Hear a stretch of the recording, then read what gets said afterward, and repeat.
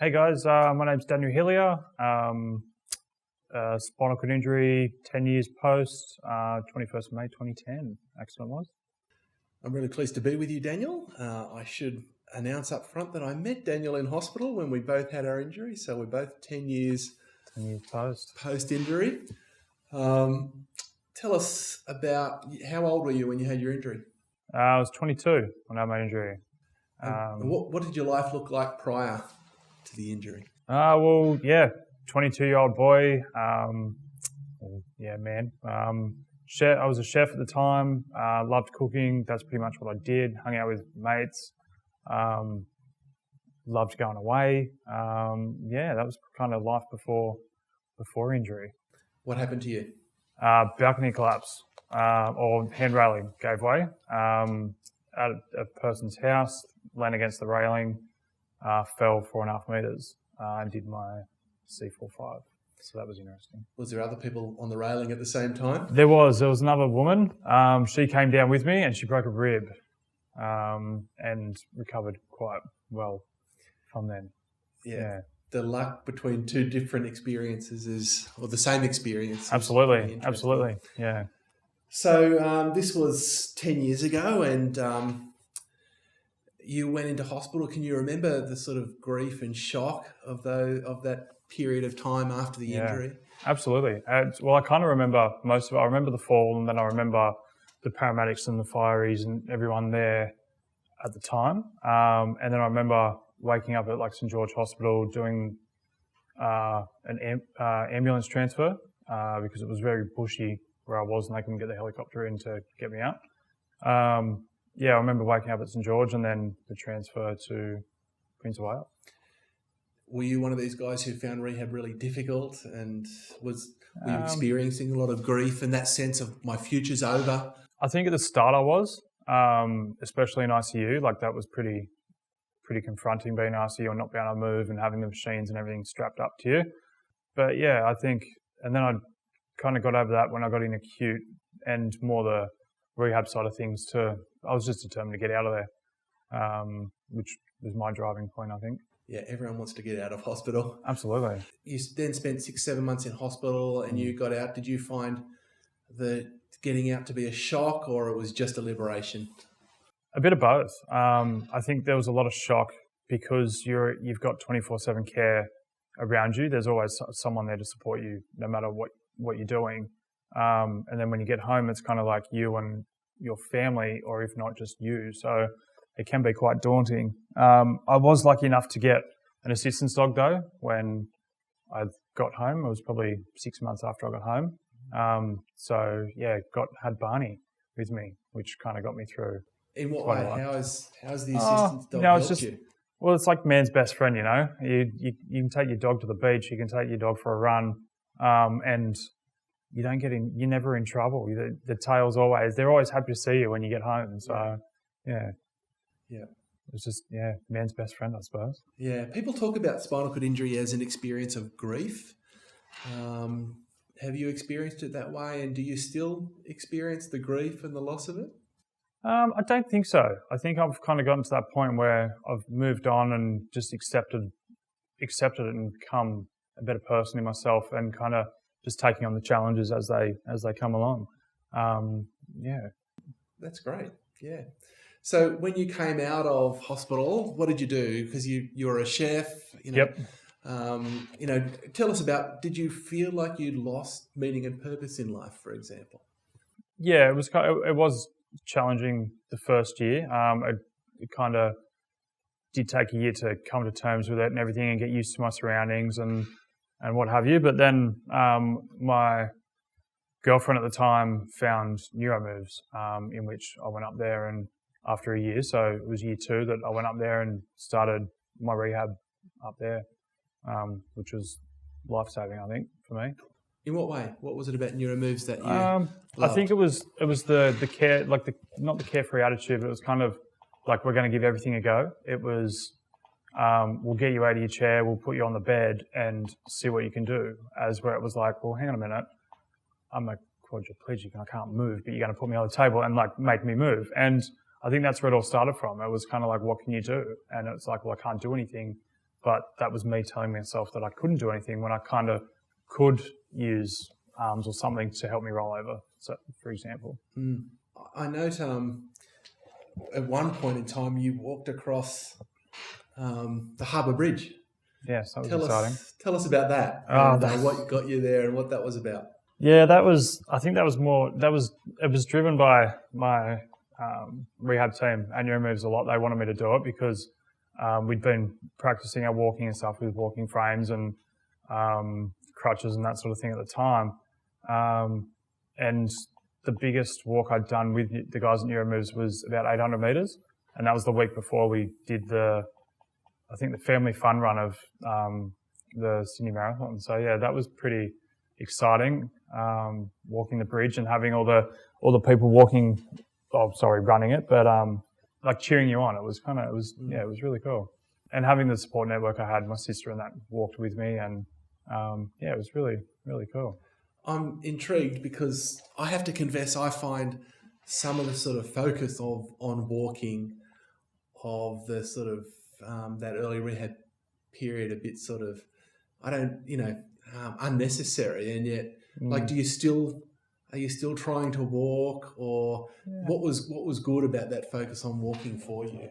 Yeah, I think it was good just being back on my feet. I was scared that I was going to, my legs were going to not be able to support me anymore. That I was going to lose weight, not being on my feet. But yeah, just having that thrill of standing, and yeah, I still stand today. I've got a forearm support frame at home, which I try and get into as much as I can. When I'm just watching TV or talking with friends. Yeah. And of course, that has also given you other skills that have enabled you to get more independence, I guess. Yeah. So pushing yourself, what independence have you achieved with your level of injury that maybe you didn't think you'd otherwise be able to achieve? Yeah, independence-wise, so I had carers come in for 7 years and help me with my personal care and everything in the morning, and dressing and drying and showering and that sort of thing. And in the last 2 years, it's kind of been more myself. So I can dress myself. I can do all my morning routine by myself as well. So it's kind of given me a new lease on life of not having someone come into the home early morning. My wife's, had a late night. She's in bed. There's carer creeping around, and yeah, I don't know. It's just a bit more. I don't know. Do you say normal? That's not a bad word. Yeah. So do you feel like that having the spinal cord injury did impact you negatively, your sense of meaning and purpose in life? No, I don't think so.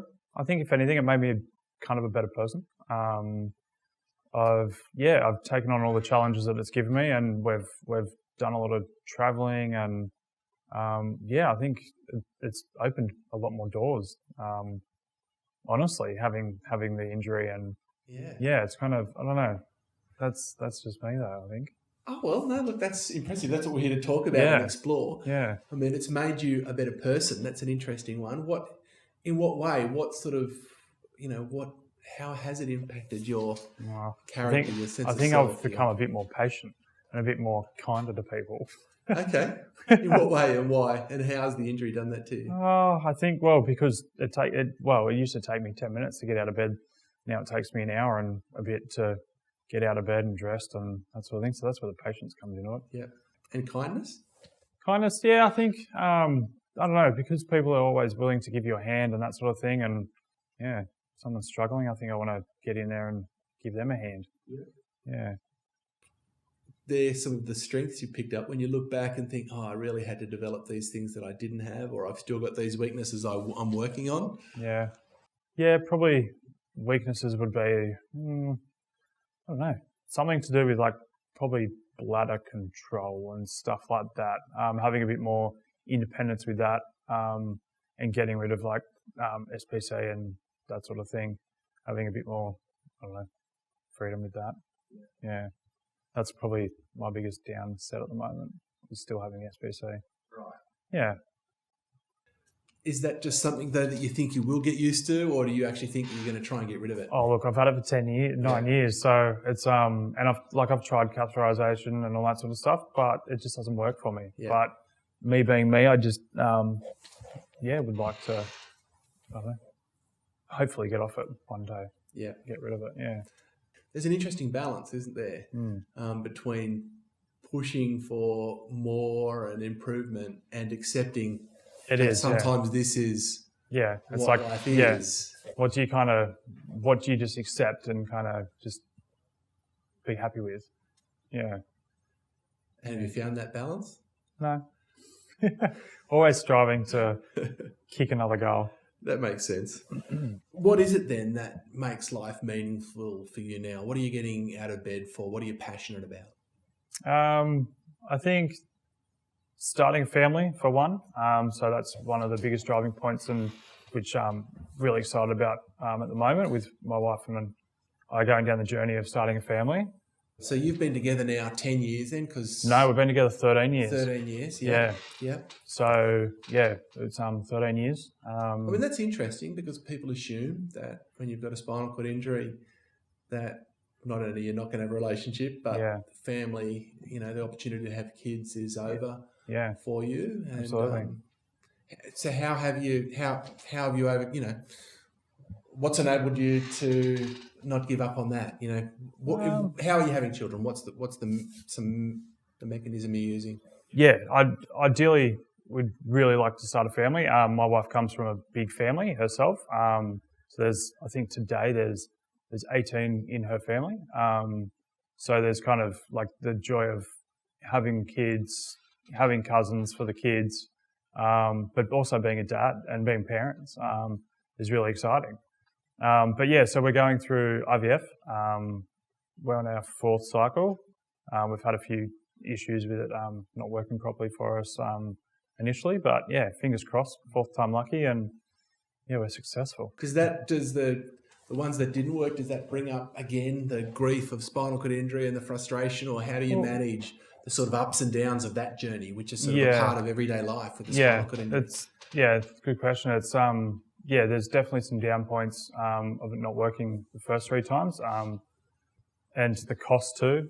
So it's quite expensive to go through IVF, and for it not to work each time, you kind of get a bit down and wonder why. I hope we can come back to this. People who watch this will say, "How did Daniel and Marianne go?"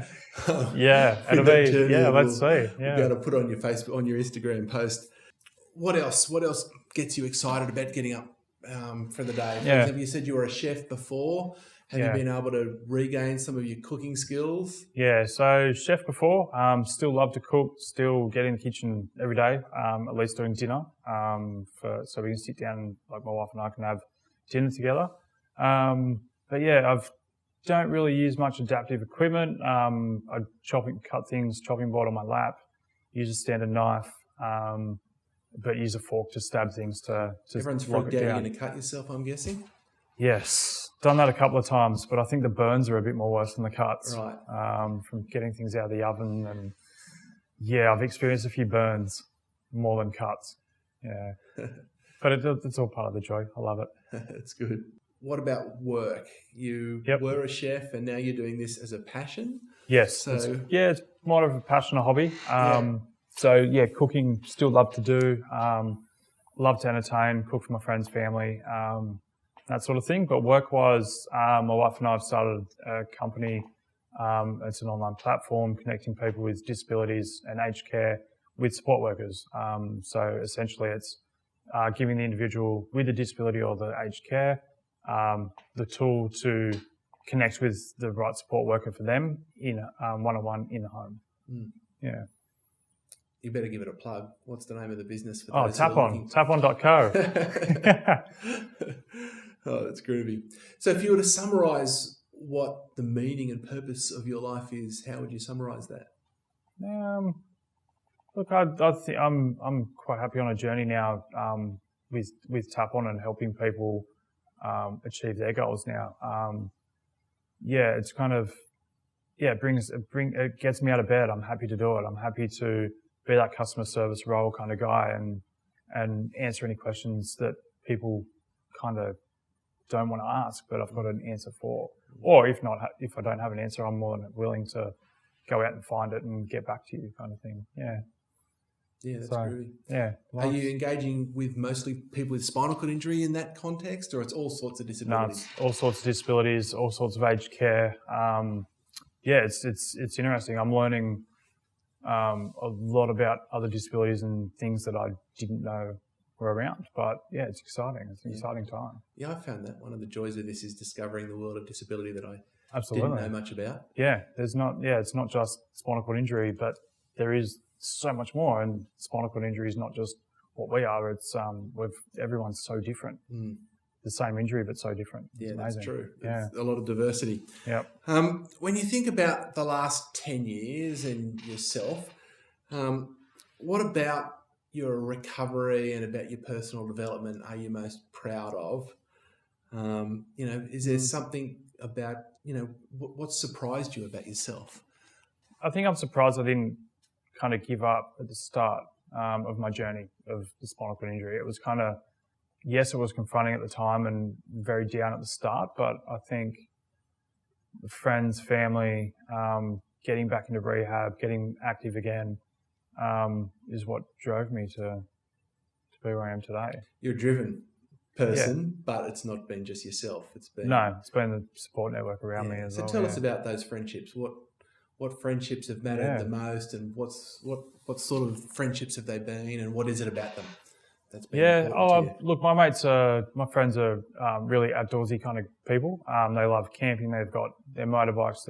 They're always outside and adventurous and that sort of thing. And it was kind of the fear of missing out, of not being able to go dirt bike riding or camping and that sort of stuff. So it was, they've been a really good support network. I bought a camper trailer so I could go away with them and they tow it for me and set it up. And so it's still... So you've maintained a lot of those friends you had before? Absolutely. Yeah. I think over the 10 years I lost one really good friend. Right. Which was sad, but that's his loss. It's kind of, I'm still the person I was before my accident. Yeah. I haven't changed much, but that's just, that was him. He couldn't... I'm guessing those other friends would tell you they've gained a lot from absolutely. friendship with you after that injury. Yeah. Like it's not just going away and being with the guys, but it's also what they do. It's being included. It's picking me up, carrying me up flights of stairs to get me into dodgy hotel rooms, and but on the back of the quad bikes and in the dune buggies and all that sort of stuff. It's just it's all part of still having a bit of fun. And so you've ridden the quad bikes with them, have you? Do you ride the back, or can you ride those on your own? No. Oh, look, no, because the triggers for those are on the right-hand side, and my right side's a bit less functionable than the left. So, I haven't driven one yet, but I've heard you can get them adapted, but I don't think my wife would go along with that. It doesn't want you to have a second spinal cord injury. No. You've got to obey them, don't they? Exactly. So can you think of any ways in which the injuries had a negative impact on friendships and relationships? No, not really. It's if any, it's brought us all together, like friends, family. It's really. I thought, as I said, I've only lost one friend out of it, but getting together, everyone's been really, really awesome. I feel the same, that it cements relationships, doesn't it? People want to help you, they want to help you through. Yeah, exactly. Want you to flourish. Yeah, it's kind of it's that motivation to see you strive to, I don't know, your next goal. It's been really good.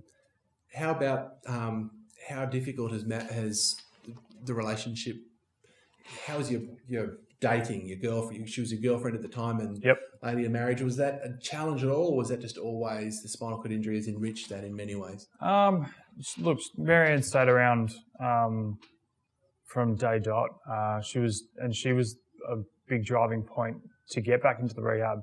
As I said before, she found Neuro Moves and got me going there, and got me accepted into that program where it was really good. As before it was girlfriend, then we got engaged, and then we did a year of intensive rehab so I could stand and have our first dance at our wedding, which was amazing, and we succeeded.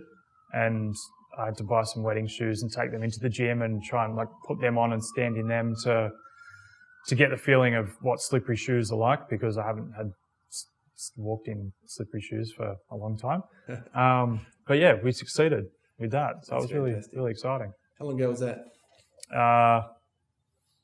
2 years ago. Right.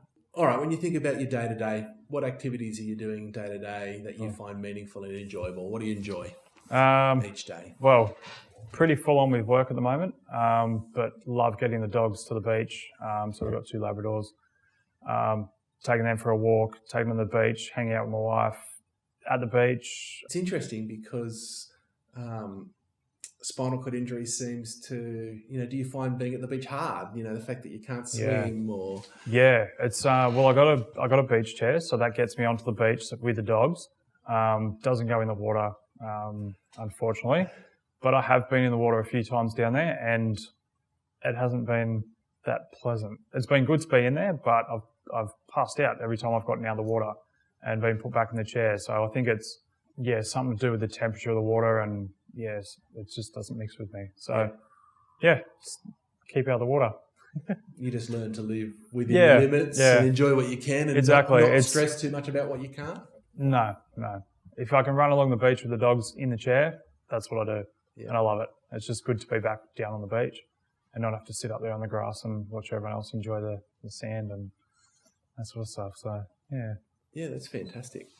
This is an interesting question, and everyone answers it a different way, but if you could have your life over again and you could go back to that balcony and just a minute before say to that person who was on that balcony, look, don't go and stand there, it's dangerous, the balcony's going to fall. Yeah. Would you change your injury? Would you get rid of the spinal cord injury? I don't know. That's an interesting question. As I said, it's made me, it's turned me into a better person in myself, I think. And if it happened, it happened. I don't know if I'd change it. That's intriguing. Yeah, I don't know.